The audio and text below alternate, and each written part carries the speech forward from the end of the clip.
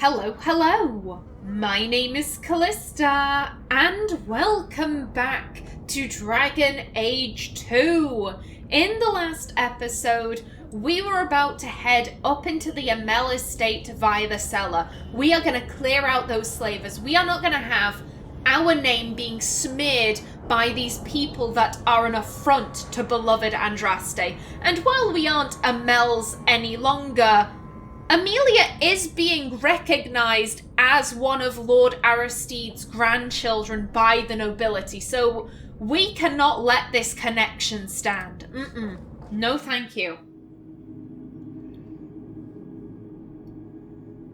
Also, something I find interesting. So, Gamlen wasn't the Amell that made the deal with the slavers. That was actually Damien Amell. Oh, hello. Oh, hello! I was expecting there to be people in the middle of the room. Who next? You know what? Bring in the pupper. Go, Dane, go! Okay. Anyone else? Hello? No, okay, that is everything.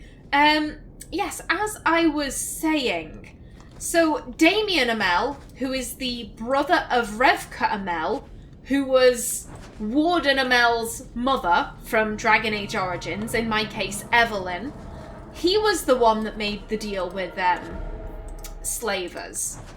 But if I remember correctly, something happened to Damien. Either he died or I don't know, like he had this debt, but then I think he went to prison. And obviously, you know, the slavers were like, well, we're not just gonna give up our debt because you got arrested. Someone has to pay it.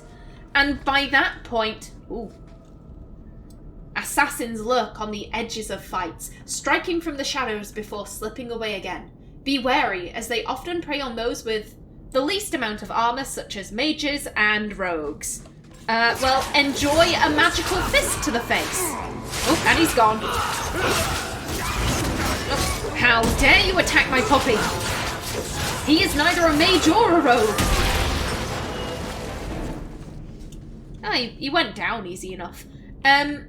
Yeah, by the time that the slavers came to collect on their debt, the only Amell left was Gamlen. And the only thing he had left to barter with, because Gamlen was a notorious gambler, was the estate. So, you know, at least it wasn't our uncle who was getting involved with slavers. It was our cousin, technically, second cousin, something like that. Which I think does make Amelia feel a little bit better that it wasn't her branch of the Amell family fucking about with slavers. That's the Amell crest, I think. Mother described it once. Put that above your door and you better have the ties to back it up. Otherwise you just look old. Indeed, the Amell crest. I find it interesting that the Amell crest seems to have birds. In it, those are absolutely birds. There's the head, there's the claws, and then the wings. And then, like, tail feathers, maybe, something like that. It is very fortunate because you can very easily rebrand that into the Hawk family crest. I just find it interesting, I guess. The Amell family. It's truly sad what happened to the Amells, isn't it? I still remember grandmother talking about the balls that Lord Aristide used to hold at their estate, and the Antivan violin players, and the dancers from Afsana. No expense was spared, and no one would dare miss it, lest someone think they weren't worthy of an invitation. And then poor Revka had the child. Magical talent, running in one of Kirkwall's most prominent families? The Templars had considered Lord Aristide to be Viscount after Threnhold's arrest. Can you imagine the scandal had he been chosen? They whisked the child away to the Circle, and the Amells simply had no luck after that. Leandra ran off with a Ferelden mage, and then Damien was accused of smuggling, that was it. He was smuggling people, and Lord Faustin, that's Lord Aristide's brother, Damien's father, he kind of had it covered up by saying he wasn't dealing in slaves, he was smuggling. We're not going to say what he was smuggling, but he was smuggling. where was I? And then Damien was accused of smuggling. Poor Lord Faustin almost bankrupted his family trying to get the charges dropped. But I hear Viscount Marlowe simply wanted the Amells out of the picture. And it worked too, didn't it? By the time Lord Faustin got sick, there was only young Gamlen left, and a mountain of debt. I spoke to Dulcie just the other day, and apparently Gamlen is now living in some low-town shack. Sounds like the sort of character you'd cross a street to avoid. And let's not even talk about the estate. Mother says we should remember the Amells, because that sort of thing could happen to any of us. You know the old saying, a marcher's fortune rises and falls with the tide. If you ask me, this is just another misfortune that magic brings to honest folk. Andraste helped that poor family, whatever lies in store for them. Excerpt from a letter written by Lady Amelie de Montfort. I believe that is maybe the wife of Lord Prosper de Montfort, who we meet in Mark of the Assassin. And then we meet his son in Trespasser. Tobrias's documents. If you have a plan, get to it. Well, Amelia's plan is to take out as many slavers as she can, because we all know that beloved Andraste hated slavers almost as much as she hated mages. At least that's what Amelia believes. That's the story Amelia is going with. Gentlemen. Hello? That's just rude. What are they trying to do? Ruin my boots? Well, thank goodness I stopped when I did. Would you like to deactivate that? Are you... Now you finally notice us. We're having a conversation about traps over here. You. And next. Come on, puppy. Start helping. There we go. And last one. Nicely done, guys. Very nicely done. And what's through here? Oh, hello. Hi. Bugger off, please. Thank you.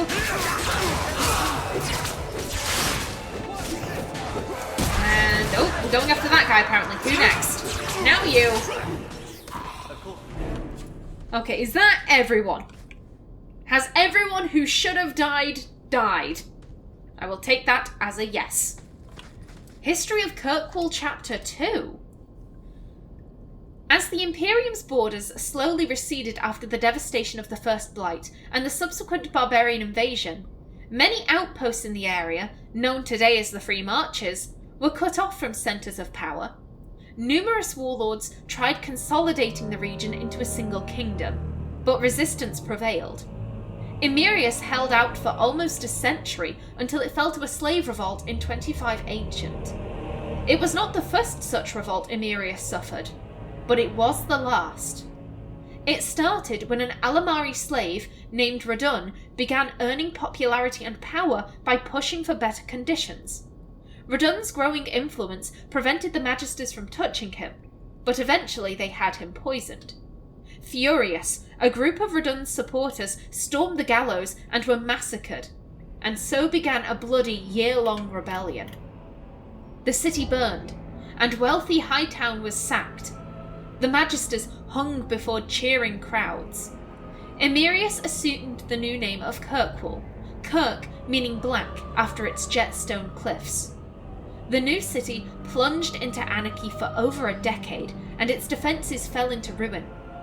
Kirkwall has been conquered many times since, the city's own independence suffering since the freeing of its slaves.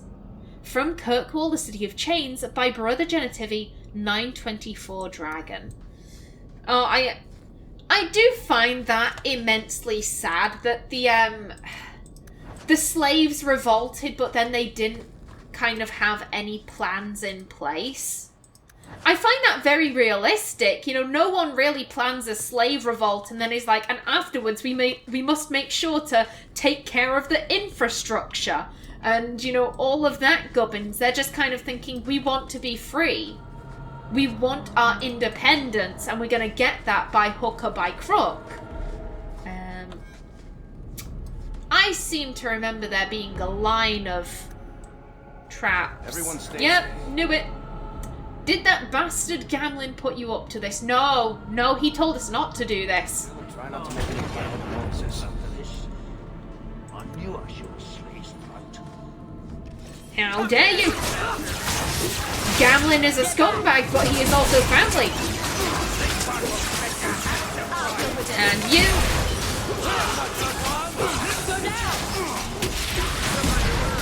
Next one. Oh, more incoming. Oh, and there's someone coming up from behind. You. Bugger off. See, Varric, do you want to do something? There you go, buddy. And But not my choice. there we go. That's everyone down. Oh, simple chest, Varric, my dear. Thank you. Ooh, that is Amelia Hawk specific. Love doing that. Let's see. 17 dexterity. Okay, so we can just sell that. And what else is in here? Ooh. History of the Circle and the Master Slaver. The Vault Key. Imperial Bloodhelm, but again, 17 strength, and we will never get 17 strength. History of the Circle. It is a truth universally acknowledged that nothing is more successful at inspiring a person to mischief as being told not to do something. Unfortunately, the Chantry of the Divine Age had some trouble with obvious truths. Although it did not outlaw magic, quite the contrary, as the Chantry relied upon magic to kindle the eternal flame which burns in every brazier in every Chantry. It relegated mages to lighting candles and lamps, and perhaps occasional dusting of rafters and eaves. I will give my readers a moment to contemplate how well such a role satisfied the mages of the time. They should have been satisfied. They were doing the Chantry's work. They shouldn't have been bored. How dare they? That is what Amelia is thinking. Amelia would have loved to have been doing this. To be perfectly honest, Amelia would like to be a sister of the Chantry. If she wasn't a mage, that's the work she would go into, but because of her magic, she can't.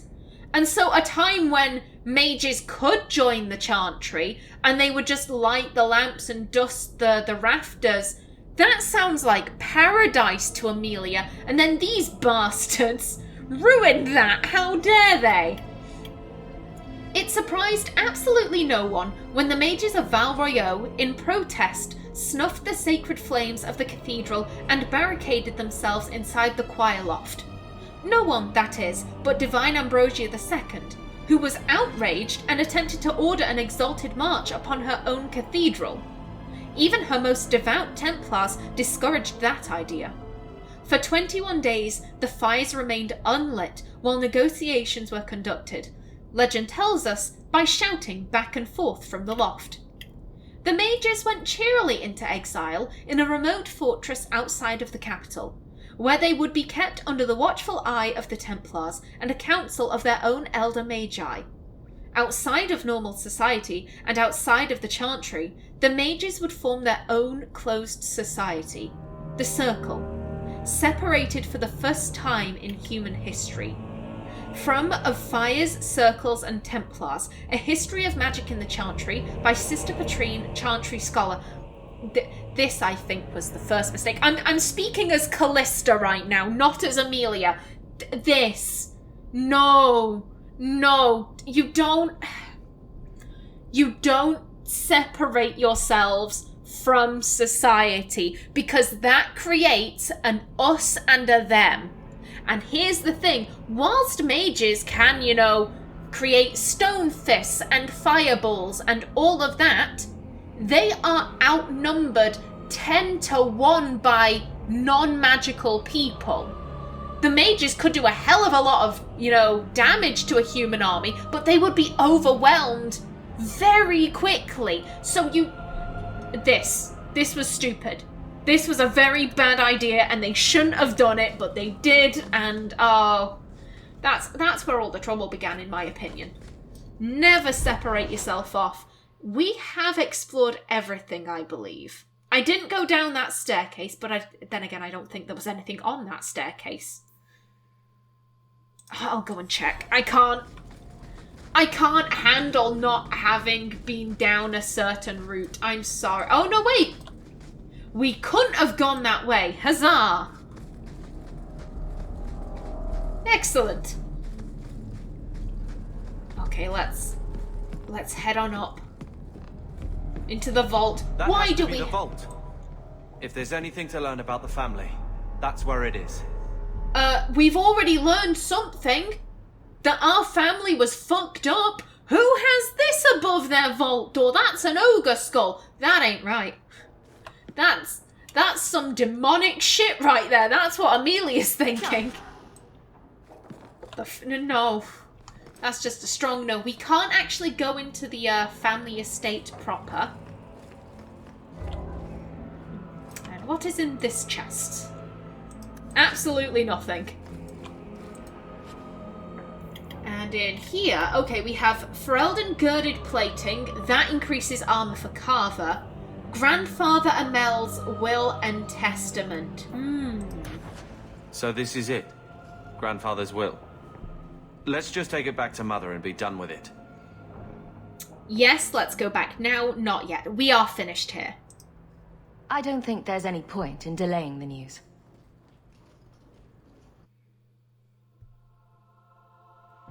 So I'm just saying, blood's blood and all, but you are taking advantage of my hospitality. It's only fair if you make something of a monthly contribution. You sold my children into servitude. Now you're asking me to pay rent? Maybe just put something towards food. You should be paying us, Uncle. We found the will. Grandfather left everything to Mother and us. I guess he had some sense after all. See for yourself. I should maybe... To my daughter Leandra, and all children born of her, the estate in Hightown and all associated revenues. I have to stop right there, because I don't disagree with what Gamlen was saying. This lady rocks up on his doorstep. Yes, they were fleeing the Blight, but he didn't have to take her in. I'm an only child, if you couldn't guess. I do not understand sibling bonds. It's completely out of my realm of understanding, I'm afraid. And I come from a very small family, so I don't really get this. But she turns up on his doorstep. He gets her children work to get them into the city, and they proceed to live rent-free for an entire year. The children, I say the children, they're adults, but you get what I mean. Hawke and Carver are doing this job. She's complaining whilst not helping. They're in servitude. God forbid my children work like everyone else's kids. What? So she's complaining about this. She's not even contributing towards food or anything like that. And when he very nicely says, maybe could you start paying rent on the building you are living in? Leandra just gets on my nerves. I'm sorry. I'm gonna keep saying it, but I'm sorry. Also, I did love how Amelia stepped in frowning and Gamlen was like, oh, okay, I'll back off. That was very funny. Yeah, keep reading, Mother. Check out the part where Gamlen is left only a stipend, to be controlled by you. Gamlen, how could you? You're the one who ran away, Leandra. What happened to love is so much more important than money. It is! You didn't even come home for the funeral. The twins were a week old. We all have our burdens. Mine was looking after a life you abandoned. How long was I supposed to wait? In this situation right here, I think both, how do I put this? I don't think either of them are in the wrong or in the right here. When Gamlen said, you didn't even come home for the funeral. The twins were a week old. That is a very valid excuse, especially given the time period. How, you know, giving birth could potentially be a very deadly thing. You know, a week after that, like, that, getting on a boat and making that trip would have been extremely taxing for her, so it's unfair of him to be throwing that in her face. But at the same time, she has spent the past year complaining and not doing anything, not contributing to the rent, complaining that her kids have to work, you know, oh, the conditions, the estate, da-da-da-da-da. And then for her to turn around and be like, Gamlen, how could you? And he's just like, you know, as he said, what happened to love is so much more important than money. You've spent the entire year complaining about money, and now you're putting this on me when you yourself haven't been contributing to anything. Neither of them are right, neither of them are wrong. Everyone has a point. Everyone's behaving shitty. Did you even wait a minute, Gamlen? I doubt you let the ashes get cold. I took care of Father. I stayed. And on his deathbed, all he could talk about was Leandra. Look, sister, I'm sorry. I shouldn't have done it, but I did. And there's nothing I can do to get it back. I don't expect that, Gamlen. It's enough to know Mother and Father didn't die angry. I'll petition the Viscount for rights to reclaim the estate. Make her willing, you'll have your house back within weeks. You don't have the coin or standing to even get an audience with the Viscount. You've got to be someone in this city to live in that house again. Then I had better get started.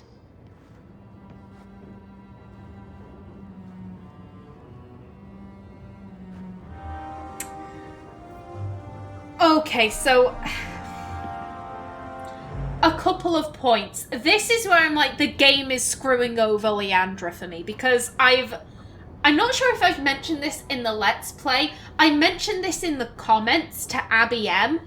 I don't like characters, at least I think it was Abby M. I apologise if it wasn't you, but I was talking to someone. I'm like 95% sure it was you, Abby. I don't like characters that complain about their circumstances and don't do anything about it. So, like Bethany, who complains about, oh, I'm so scared, I'm putting my family in danger. Oh, what do? I want to go and join the circle, but I don't want to leave my family. What do I do? What do I do? Well, you could go join the circle. Oh, I don't want to leave my family, though. Then stay with your family. Oh, but I'm putting my family in danger. Well, then don't live with your family. Oh, but I want to stay with my family. Can you do something? Anything?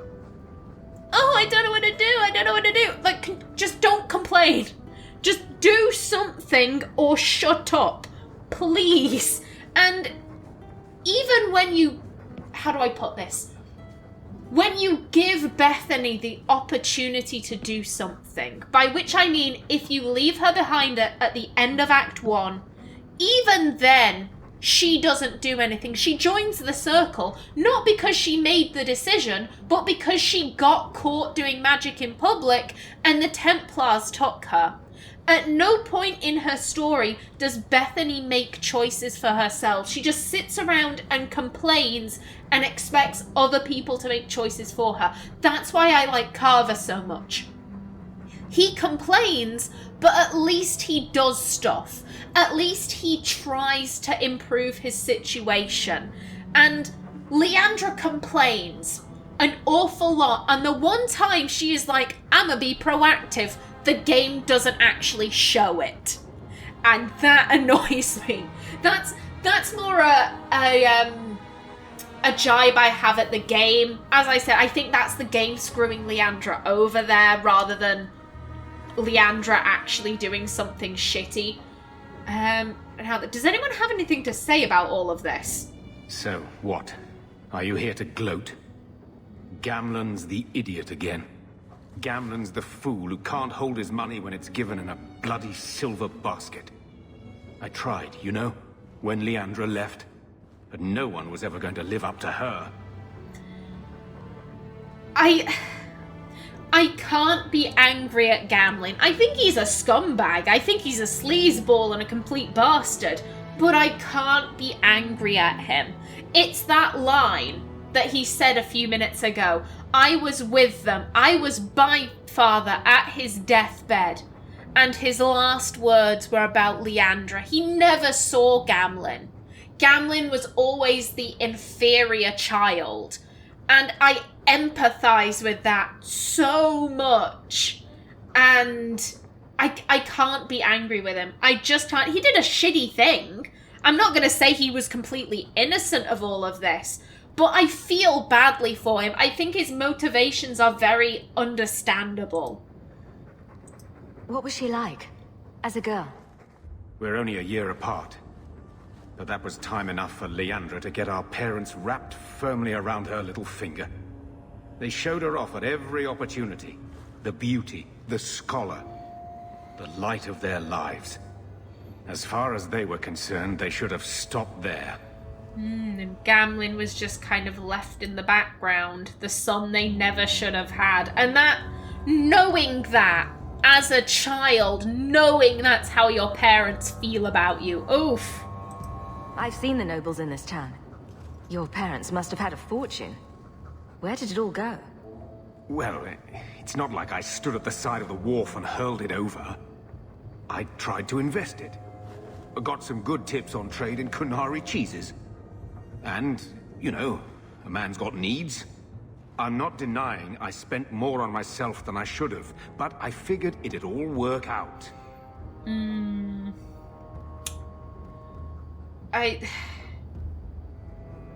I do think Amelia feels a great deal of sympathy for her uncle. He's clearly feeling very shitty right now, and it really isn't the time to just be kind of jabbing, you know, a dagger into his ribs with our jokes. I'm sure you did your best. Don't butter me up, sweetie. I changed their filthy sheets and wiped their chins through 2 bouts of the cholera, and the last word Father said was... Leandra. I'm not looking for love, but at least I got the money. Indeed. It's... Like I said, he's a complete bastard, but I don't hate him. I really don't. Hello, Lord Carver. We're still a long way from cowing Templars with our titles, sister. Not happy with our progress, be happy for Mother, your attitude stinks. This is probably the most... I'm not thinking of determined. I'm, what's the word I'm looking for? Upbeat, maybe? Hopeful? Like, she has a purpose. This is the most purposeful Amelia has probably seen her mum in a very long time. And so, you know, maybe their little brother, her little brother rather, could, you know, be happy about that, effectively. You could slap on a smile for a few days. For her sake. She's not interested in what I think. She wants to provide for us, and you're making sure it happens. And when we're done, I don't know, I guess we'll sit around thinking about how great we used to be. Mother didn't even want that life back until we got dumped here. And you only care because we're under Templar scrutiny.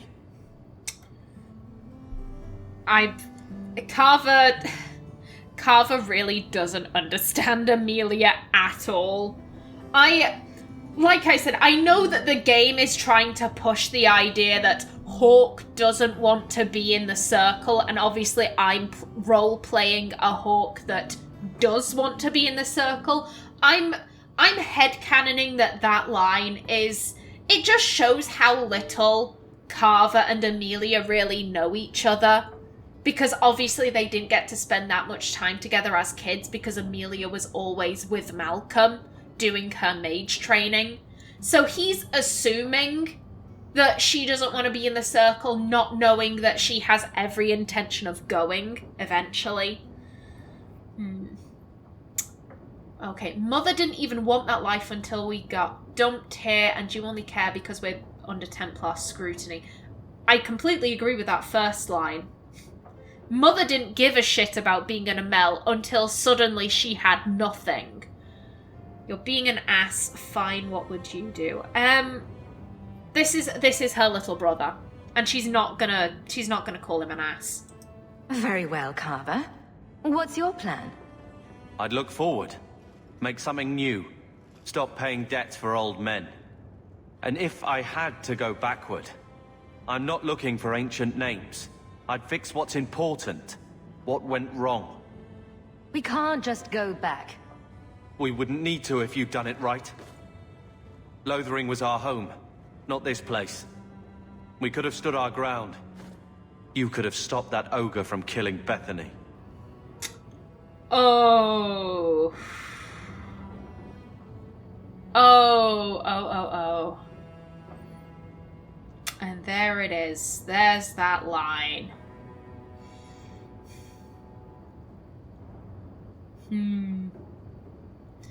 I think that, here's the thing, Lothering never felt like home for Amelia. She never viewed it as her home just because she felt... I think she felt like Gamlen, effectively. She felt overlooked, except it was between her and her little sister, Bethany. Bethany was the apple of her mother's eye, and whenever she tried to get close to other people, you know, in a kind of, you know, like, oh, I have a crush on this boy, I think he's coming on to me, and then suddenly it's like, hey, Amelia, can you introduce me to your little sister? Isn't she pretty? And as such, she never liked Lothering. So that's Carver's own feelings there. Oh, you could have stopped that ogre from killing Bethany. I think she does agree. She feels immense guilt over Bethany's death. She also feels immense guilt for how she feels about Bethany's death, because on some level, she is happy. She is happy that her little sister died, because that means that her family isn't at risk from her. They're still at risk because of Amelia. Amelia could become an abomination at any minute, but there isn't the 2 abomination risk now, if I'm making any kind of sense. So, she absolutely wouldn't blame Carver for that. So yeah, I think out of the 2 of them, she does agree. You're right. What? I'd change all of that if I could. But we don't have that option, and you know it.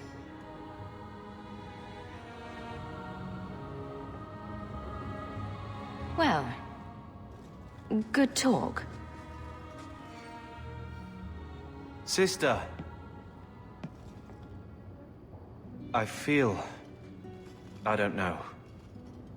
It's like Mother taking everything out on us. She was just scared. I don't have a place in the life she is trying to bring back. I'm here if you need me, but I must find my own way.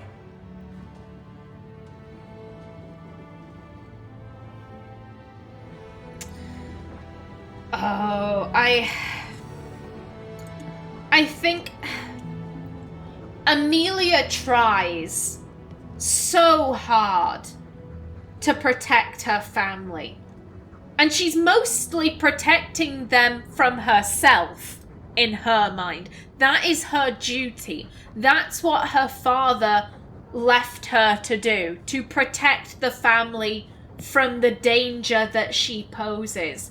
But at the same time, I think she feels rather distanced from her family, if you get what I mean. There are walls that have to be placed to keep them safe. There needs to be that emotional distance for them to be safe. She doesn't like it. She wants to be a member of the family, but at the same time she feels like she isn't. necessarily. And Mother, do you have anything to say? When I told your grandmother I was marrying your father, she threatened to disown me. She said my children would be mongrels. My father wanted to lock me in, but she told him it's her life, let her ruin it. I wrote to her when each of you were born. She never wrote back. I'm glad she didn't die hating me. Can we move to the estate now? She never hated you. She's not worth this. Sounds like a bitch. No, we're not going to say that.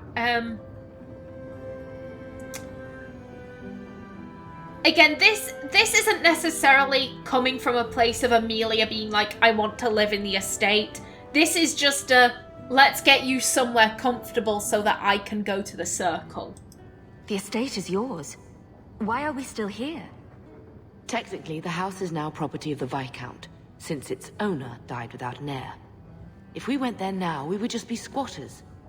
But if the Viscount acknowledges our rights, we can get back more than the house. We can get back our name. Here's the thing. Amelia has a name, and it's Hawke. Amelia isn't an Amell. She has no connection to that name. This is Leandra just trying to live in the past. Not that one.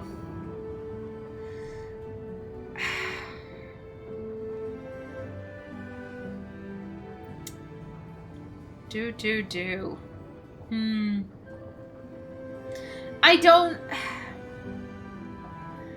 I think Amelia is thinking, because bearing in mind that Leandra was pregnant when she left Kirkwall. So Amelia was kind of there. She sort of existed. That mongrel that she's talking about is Amelia.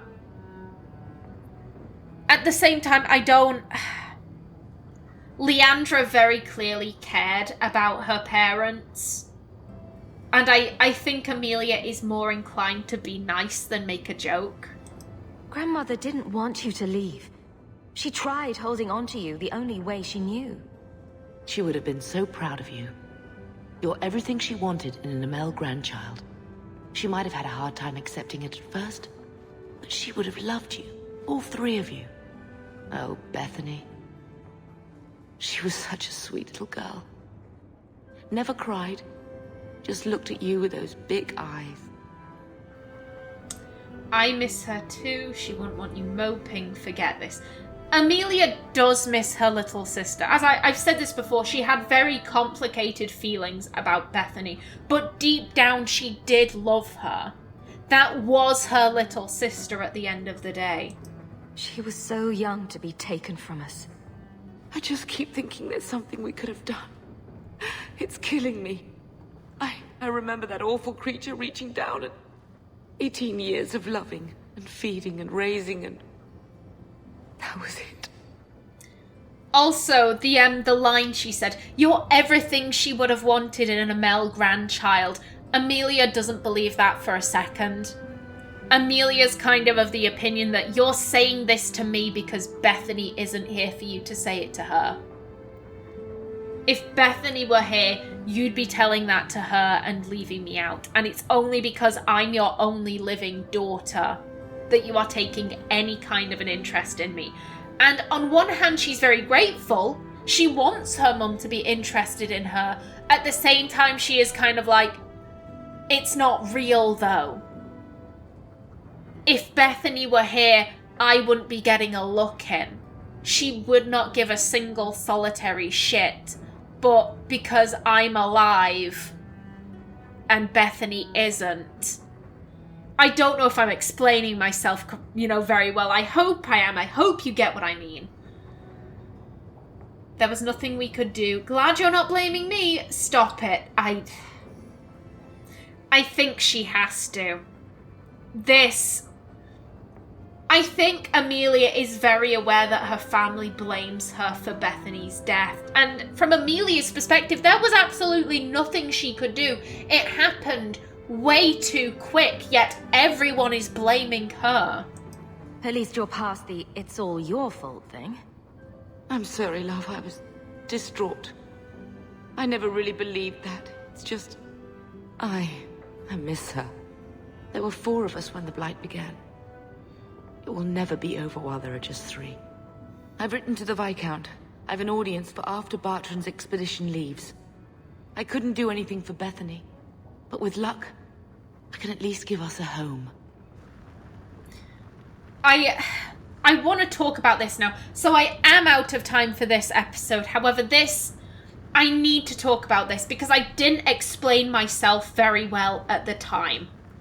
When Leandra had her outburst after Bethany's dead, I wasn't upset with her because she had an outburst. She was grieving. When people are grieving, they say stuff. They don't mean it. It's just they open their mouths and the emotions come out. That is a very human thing. I'm not upset with her because of that. I'm upset with her because of who she was blaming. If she had opened her mouth and said, "I can't believe you let this happen, Sir Wesley. You are a Templar. You're meant to protect people. How the fuck could you let yourself get injured? You are responsible." Or if she'd said that to Aveline. Or if she had said that to both Amelia and Carver. If she was blaming both of her children. That I could understand. It's the fact that she picked one of her kids, the kid that she feels most detached to, and decided, "You are going to be my punching bag. You are going to be the person that I blame because your grief at losing your little sister is inferior to my grief at losing my child." That's why I'm upset. I'm not upset because she had an outburst because she was grieving. I am upset because of who she chose to blame. This is going to be a bit of a story time, okay? It reminds me of something that my own mother once said to me. I was having an awful day. An absolutely awful day. I was 22. So this was about 4 years ago on May 14th, which is my 26th birthday. And I was having an awful day because my dad was following me around the house, calling me stupid. And he was saying over and over to me, "I can't believe you're being so stupid. You're gambling with your health. Let me take you to the hospital." He wanted to take me to accident and emergency. If you're American, that is the emergency room. If you are from another country, I don't know what you call it. He wanted to take me to the hospital. And why did he want to take me to the hospital? You might be asking. What was so wrong with me? Nothing was wrong with me. I was on my period. I had a migraine. And I had a cold. Not the flu, the common cold. And my dad decided that no, I didn't have 3 perfectly normal things wrong with me. I clearly was dying or something. And he wanted to take me to hospital. And I was in an emotionally fragile state because, as I said, time of the month. And he was following me around the house saying, "I can't believe you're being so stupid. You're being incredibly stupid right now, gambling with your health. Let me take you to hospital." And I was saying, "Dad, there's nothing wrong with me. Please stop this." "Then why do you keep coughing?" "Because I have a cold." "And why is your head in pain?" "Because I've got a migraine." "And why do you keep being sick?" "Because I'm on my period." "And why are you sneezing?" "Because I've got a cold." "Why is your eye bulging out of its socket?" "Because I've got a migraine." "And why are you so pale?" "Because I'm anemic." "And why are you anemic?" "Because I'm on my period." "I think you're being incredibly stupid, gambling with your health. Let me take you to..." And it was that for the entire day. And he was literally following me from room to room to room to room, saying the exact same thing over and over and over again. And I had gone past the point of being angry.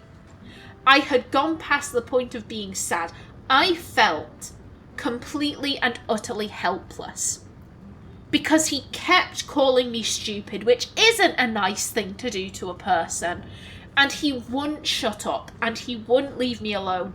And I was on the verge of tears. You know when your voice is going. Dad, please leave me alone. When you're trying, like, don't cry. Don't cry. Hold in the tears. Hold in the tears. That's what I was doing. I felt awful. And throughout all of this, my mum was sat on the couch, knitting, watching this happen with intense curiosity, but not saying a damn thing. And I was looking at her like, please help me. And she was just like, nope. And then my boyfriend happened to call me. Now, my mum hated my boyfriend. Absolutely could not stand him. She did not tell me this. I had to learn that after the fact, but just so you know. He phoned me up, I answered, and he could tell that I was in quite a bit of distress. And he said, would you like it if I came to see you? And so I asked my mum, hey, is he allowed to come over to the house? As I said, my mum did not like him, but she didn't want to tell me that. So she said, well, he can't come over and see you because you're on your period, and that would be improper because she is a Victorian lady, apparently. So I say, no, you can't come over. And so he says, but you're clearly really upset. And I'm like, I know. And I explained to him what was going on. So he said, all right, pack up some stuff. I'm going to come and collect you. You're going to have the rest of your period at my house. And so I tell my mum this. And she goes absolutely ballistic. Suddenly she's all over, like, husband, stop following our daughter. Stop it. She's fine. You're overreacting. All of that. And I'm like, where was this 3 hours ago? Where was this 2 hours ago? Because he's been following me the entire day. And she decides, okay, now that I've told him to shut up, this is perfectly fine. You don't have to go. And I was just kind of like, it's too little too late. So she starts shouting at me, like, no, you can't go. I refuse to let you to go. Reminder, I was 22. I wasn't 14. I was a grown adult. And I say, no, I don't want to be around him, meaning my dad. He has been calling me stupid the entire day. I don't want this. And my mum explodes. How dare you? I had cancer, and you didn't do anything for me. How could you be this selfish? And I burst into tears. That was the final thing for me. I was emotionally drained. And to hear that I had cancer and you didn't do anything for me, you are being so selfish, because not wanting to get called stupid is selfish. I was just emotionally done. I burst into tears. And my mum decided to take that as, okay, she's going to do what I want her to do. So she immediately is like, okay, what do you want to do? Do you want to watch Murder, She Wrote on TV? Do you want to put on some Cagney and Lacey? What do you want to do? And I was just like, I want to leave. I want to leave. Her face goes bright red, and I think she's going to have another explosion. She goes, fine, pack up some stuff then. So I'm trying to pack together some things, and I'm still crying. I am emotionally devastated. And about 5 minutes goes by, and she calms down, and I think she realises, oh, I said something awful. I said something fucking awful. And so she starts, right, let me help you. Let me help you pack some stuff together. And I said to her, Mum, why did you say that to me? Why did you say that? And she says, well, you know how I get when people have wronged me.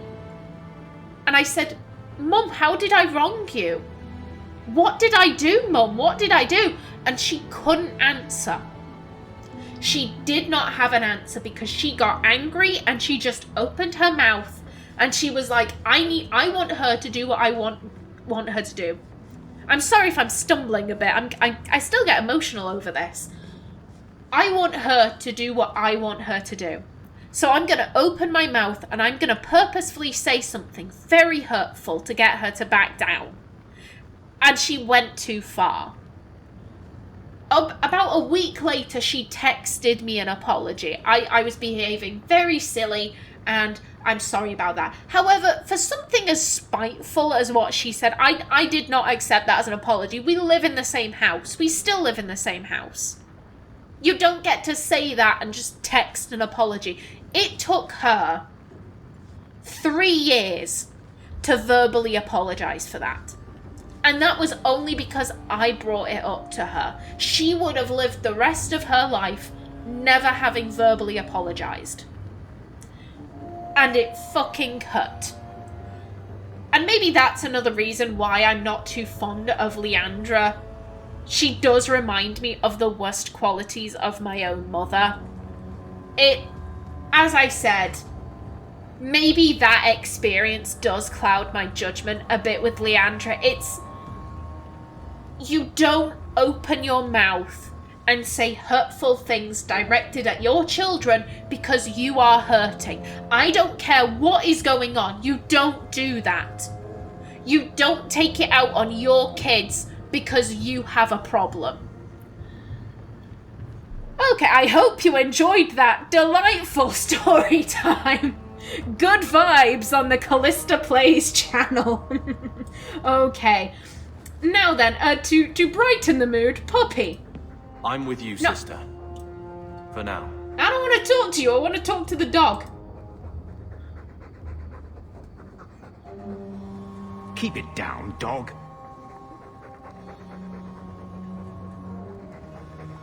All that noisy dog breath, day in, day out, make him stop. Well, pardon my dog for breathing. If you think you can stop him, be my guest.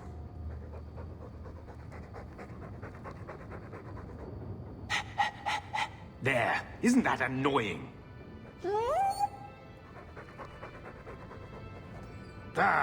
Blight take you.